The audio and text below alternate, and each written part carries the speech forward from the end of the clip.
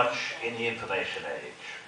What movies have you ever seen that do acknowledge the enormous jump in what a lot of people have called the Second Gutenberg Revolution that has enfranchised us extraordinarily away from old notions of conventional cinema? So a lot of the activity I do now are certainly in spaces far removed from this particular dark space called the cinema. And a lot of my patrons and funding organizations are national collections, consortiums of museums, people whose responsibility is to be able to communicate knowledge. Now, there are many, many different ways of doing this, and indeed what you've just heard is one of the ways we're doing, which I'm sure all of you in the audience who are between the ages of, 14 and 35 will know as VJing, video jockeying.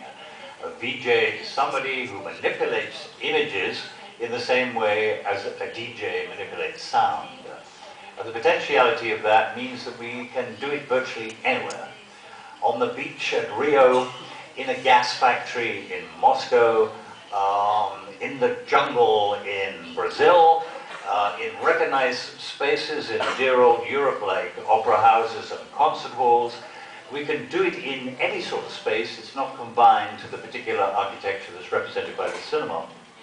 And because of the new technologies of instantaneous playback, we can indeed manipulate hundreds, if not thousands of loops into as many screens as a client is prepared to arrange for us.